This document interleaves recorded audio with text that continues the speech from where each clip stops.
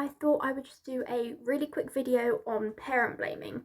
Now, parent blaming is where the parents of a child or teenager with a condition or a child who's facing some difficulties is blamed by a professional or maybe another family member or something like that. And unfortunately, parent blaming is very prevalent in the autism community, Tourette's community, OCD community, and PANDAS community. Unfortunately, it happens quite a lot. And if you're a parent watching this and you have been told or made to feel like it's your fault, I just want to clear that up now and say that it's really not your fault that your child's struggling. It's not your fault that your child has this condition. It's not your parenting. It's not that you're not setting enough boundaries. And the reason why parent blaming is so harmful is because it makes the parents feel guilty when they're actually just trying to do what's best for their child.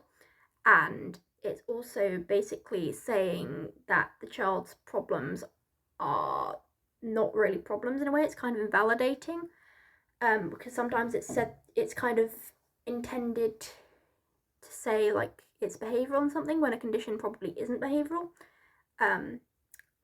But just imagine that you're the parent of a child, you're doing the best for them, and then you're blamed for your child's suffering. That is probably a horrible feeling. And unfortunately, this does happen. Parents are sent to parenting classes, parents are sent to family counselling. That was my case, my parents were sent to family counselling. Parents are told to discipline their kids more, they're told that they need to set more boundaries, they're told that their kids are struggling because they're parenting.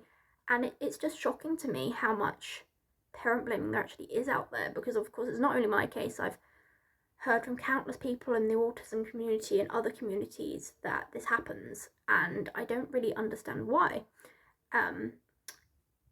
So I ask, if you are maybe the friend of someone who has a child with additional needs, or a doctor or a therapist, or someone who works in the school, please never blame the parents. And if you are a parent watching this, please know that it's not your fault that your child is struggling, and you do not have to listen to those who blame you as a parent, because there's nothing wrong with your parenting. Your child is just struggling.